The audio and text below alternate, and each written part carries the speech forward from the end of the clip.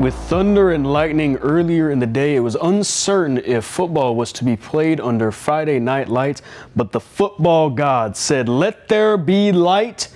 And guess what? We got another great week of Arizona high school football and Sun Devil football. Hello, everybody. My name is Nate Smith. With me, as always, is Goose, Thomas Guzman, famed photographer of the sports media industry. And Goose, who do you have for photographer of the week? My photographer of the week has to go to my son. Shots by Hackle, Zachary Hackle. What a week for him over at Hamilton. Got some really good shots. Go follow him on Instagram. And yeah, you can also follow us on Instagram. Where can you find that? So you can find that, of course, on Instagram at Bamboo Sports Media, where we can showcase our eye-popping photography and videography services that capture the vibe of high school football. We are the #1 high school sports media company in Arizona, the local sports leader in AZ. Now, moving on to last week. Oh, how about them Sun Devils? Oh, what a comeback. Now we're ranked again. Oh, it can't be any better. Yeah, down 17-0 in the second quarter. Yeah, and they came back and what was the final score? 24-17? Yeah, around there, 24-17. Yeah. A big pass interference call on TCU on fourth down. Shout out to the referee who called that. Cinematic was the only way I can describe the wait for that holding call. Yeah. Moving up north, I wasn't there, but what happened to the Lumberjacks? Did they win against Portland State? W's. Went to Portland State, got the W. Now we're headed back to the Dome. Keep in mind, NAU is also still ranked. I believe it's 13. So yeah, might have to fact check me there, but. And they also won. I believe they won 9 straight home games. Is that correct? 9 straight. Yeah, look to make it 10. Simply, the Dome is just a hard place to play. And going to Phoenix now, Brophy got a long-awaited revenge against Red Mountain as they hand them their first loss of the season, also giving coach Jason Jules first win against Red Mountain as a head coach. Moving on to Mountain View and Higley. Higley was on a roll, but what happened to them? Welcome to 6A, Higley. Welcome to 6A. Mountain View did their business, and they beat the Knights 50-7. 50. That's a very common number for a certain team. We'll get to them in a little bit, though. Castile won a grit and grind game against Mesa 13-10. Basha remains undefeated as they beat Queen Creek 35-13. And Hamilton, did they keep the 50 streak rolling? They sure did. They beat Centennial 50-10. They keep on throwing up 50 balls. Oh my goodness. It comes to a point where who is going to stop him? Who is going to raise their hand and say, we are the team that is going to beat Hamilton? We're going to stop that 50 streak. But what's it going to take to beat Hamilton? That's the question going into this week. But first, let's go to our Sun Devils. Ooh, baby, here we go. Down 17 in the second quarter. TCU had a winning percentage of 89.1 during the game. I mean, if it gets that high, I think it should be an easy 100%. Yeah. But we got to remember, football is played in 60 minutes and not 30. Pete Carroll once said, "Can you win the game in the first quarter?" The locker room says no. "Can you win the game in the second quarter?" The whole locker room says no. "Can you win the game in the third quarter?" No, you cannot. Pete Carroll should also run the ball. But you know who doesn't run the ball? Jordan Tyson, 8 receptions, 126 yards, 2 TDs, making a name for himself yet again. I think he's going to be a top 10 receiver, if we're being honest. Genuinely honest. He might be top 5 pick. Yeah. To what team? I mean, Texans. Pete Carroll, Texans. Yep. Texans. I'm going to say the Raiders, but that can be a conversation for another day. Yeah, that'd be closer to draft day. Yeah. Keep going. There we go. And for the running back game, we got Raleek Brown, 21 carries for 134 yards. Who else we got there in the player spotlight for ASU? Also, you have Miles Rouser on the defensive side of the ball, 10 total tackles, paired up with Jordan Crook, 7 total tackles there. Mentioned this previously, the huge PI call on TCU, 4th and 11. And the defense, 6 sacks total. Adrian Wilson, not the former Cardinal, an INT, Martell Hughes, the game-sealing interception, and we're back in the AP poll, baby. Yes, we are. The college football playoff run is still available. And shout out to Prince Dorba, who had 3 sacks plus a strip sack with 1:42 left of the game. That really clinched it for the Sun Devils. Here we are, and now they're about to play Utah at Utah. I heard it's going to be the Big Ten After Dark game, which that will be sick. Wait, I have a question, though. Is Cam Rising still playing? No, he's at my grandma's funeral home. Yeah. Now that we covered the Arizona State Sun Devils win against Texas Christian University, let's go to our Bamboo Power Rankings for football to see how the Open is shaking up. Oh yeah, here we go. The thing that everybody talks about, how will Open look this year with the new rule changes? Right now, it's obviously Basha Hamilton Liberty. Who's going to fill in that slot? For number 4, it's a team that had a lot of hype surrounding them. They had a regime change. They had a guy from Omaha, Nebraska. Iowa Hawkeyes are still better. Go Hawkeyes. Who would that team be? Could be the Chandler Wolves. Chandler Wolves, I said it earlier, said it week 1, or I said it in the first episode. Chandler Wolves are back, and I'll stick to my statement. I feel like if you can agree with me, Chandler Wolves are taking that 4th spot. You know what? They're a really good team, but I still need a bigger sample size to determine if Chandler is going to be capable of going to the Open. There's a lot of good teams. I mean, you got Centennial at number 5, Pinnacle at number 6, Mountain View sitting at number 7, and then rounding off the top 10, you got Williamsfield, you got Brophy, who I think the last 2 years they've been snubbed out of the Open. Yeah, Brophy I feel like has some confidence boosted, and I feel like it was the first couple of weeks they just had to get warmed up, but I feel like they can go on a good streak right now. Yeah, and then rounding off the top 10 is Red Mountain, which interesting point of the year for Red Mountain. Last year, I don't want to say they fell off a cliff, but they did not perform well in the latter half of the year. This is when, they start to coast a little bit. They hit region play, and they don't take their opponent seriously. They're lax on the fundamentals, and this is where, Red Mountain starts to slip a little bit. So it'd be interesting to see how they face adversity this year. Now, Red Mountain does have a lot of transfers coming in. They do, including one from Desert Ridge. I believe his name is Leonidas To'oto'a, and Dominic Carmagiano, the quarterback from the aforementioned Chandler, who was the starter before Will Menzel, might I add. So, but Will Menzel for Chandler, he's been slinging the rock. Oh yeah, for the he Wolves. has. Yeah, he has. Could be Offensive Player of the Year in my books. Just only in my books. A lot of people are going to say Devin Fitzgerald. A lot of people are going to say Roy Oliver. Will Menzel has a. There's one name you didn't mention. It's Brody Vayers. You think Brody Vayers is in that conversation? He could be, but if we're talking Basha players in the Offensive Player of the Year conversation, I'm going to say Josh Gaines. So yeah. Okay, and moving on to the latter half of the bracket, rounding off is the, I don't see it.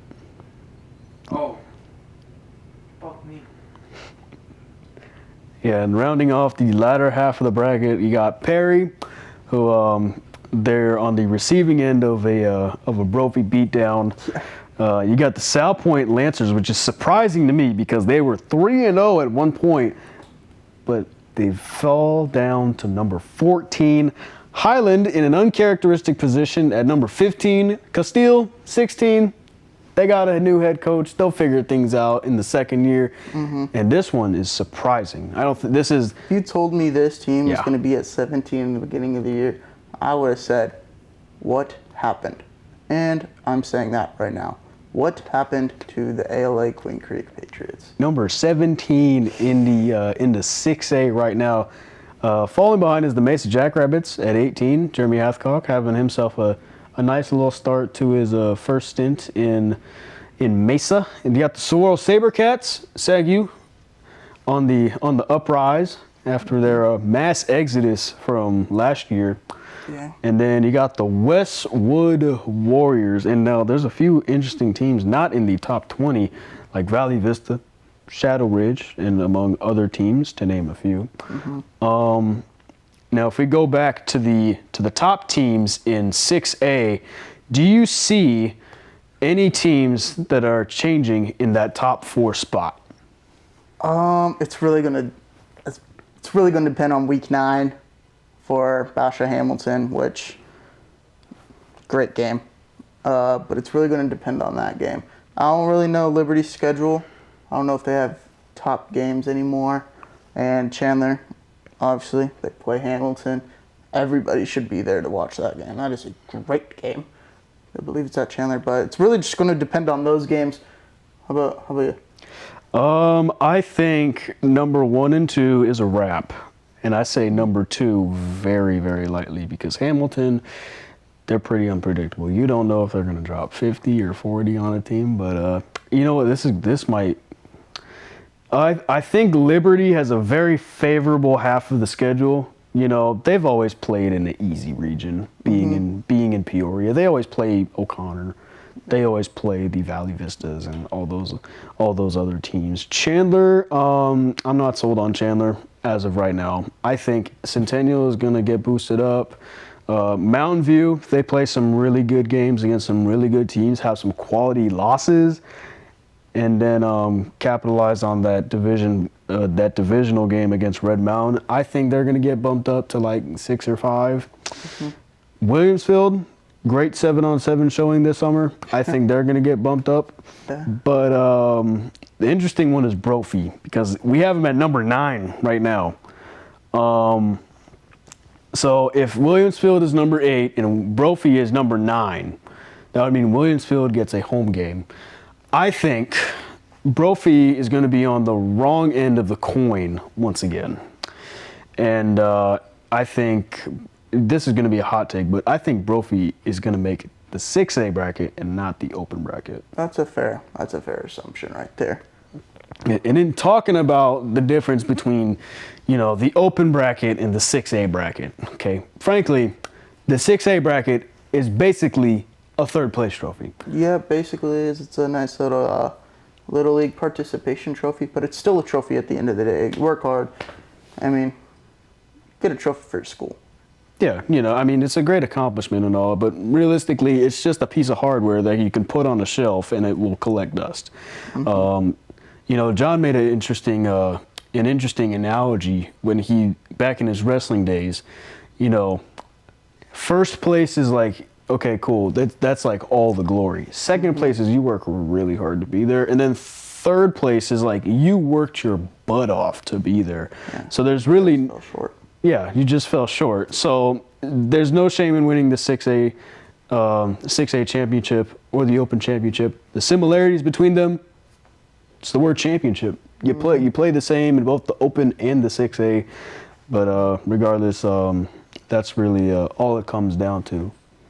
Now, let's go on to the final segment of the Desert Sports Report. Goose, where are we headed? It's time to do my pick'ems. Here we go. What we got started with? Well, first, it's our best 6A matchup of the day. It's going to be Higley, who was 3-2, versus Saguaro. That's SAG-U. They're 2-3. Higley dropped their last 2 games each by 40 points. Saguaro lost to Highland by 7. Highland finally got their groove on offense. Goose, who do you have in this one? I mean, looking at the schedule, that's the best game of the week. I mean, kind of disappointed. But I'm gonna go have Higley get back. They're gonna get back on the board. They still have some transfers. Not know much about Saguaro's transfers, but yeah, Higley's gonna get back. I'm gonna say it's gonna be 27-19. Yeah, there's a big difference between somebody who's 3-3 and somebody who's 2-4. You know, there's going to be a steep hill to climb when you're 2-4 entering the postseason. Going down to 5A now, Arizona College Prep, shout out to Prince Camera, versus Mountain Point. They're 3-2. ACP, the newest addition to the 5A conference, they upset Desert Mountain week 2, 19-15 in a defensive showdown. Mountain Point beat Desert Vista week 2. That's their highlighted win in the Tukey Bowl. Mm-hmm. So, Goose, this is going to be another interesting matchup. 5-0 versus a 3-2. I see there being a possible upset here. I believe there is. I believe ACP is going to get their first loss of the season to Mountain Point. I feel like Mountain Point's just really they're gonna get that groove, and they're just not gonna let up. They're gonna really have that mindset that they need, and it's just gonna be pow, pow. Yeah. What was the pow pow? Just a nice belt. A nice belt. Yeah, Mountain Point likes to carry belts around. Okay. Next matchup is going to be in 4A now. Estrella Foothills versus the Yunker Rough Riders. 5-0 versus 5-0. Somebody's O has got to go. Estrella Foothills has been in way more dogfights than the Yunker Rough Riders. However, Yunker Rough Riders have been blowing out their teams out of the water. You got 2 5-0 teams in the 4A conference. Who's going to take it? I believe it's going to be Estrella Foothills, and I believe it's not going to be really close. Don't really know the teams that Yunker has played, but Estrella Foothills, yes, have been in a lot of dogfights, so it's got to be Estrella Foothills. And your game of the week, it goes to the 4A teams, the Combs Coyotes versus the Arcadia Titans. Combs Coyotes 5-0, Arcadia Titans 5-0. I'm sure a lot of people have heard the news that Combs has not been scored on. Their point differential 218-0. Wow. And in a quiet scene for the 6A conference, this is definitely your matchup of the week. I mean, in the 6A, your biggest matchup right now is Higley versus Saguaro. The Combs Arcadia matchup is going to blow that out of the water. On the side of Arcadia, though, they beat ALA West Foothills, who you remember beat Micah Mountain, the reigning 4A champions. So this is going to be an interesting one because, Combs, their defense is pretty stout. They let up a donut all season, and their offense has put up 218 points through 5 games. So who do you have? Unfortunately, Combs differential. I believe they're going to let up some points in this game. It's going to be pretty obvious. That's just depressing right there. Yeah. Can we have a moment of silence for that? Yeah. All right, thank you. Yeah, it's going to come to an end. It was a very good run, nice history right there. And I also feel like their undefeated season's going to come to an end. Oh. Everything's just going to go downhill. Arcadia Titans. Shout out your Chick-fil-A, too, by the way. Great service. I feel like they're going to get the win. They have better offense. And, yeah. Somebody's O has to go, and it's going to be the Combs Coyotes O that has to go. My name is Nate Smith. This is Goose. That's Thomas Guzman. And we'll see you next time on the Desert Sports Report.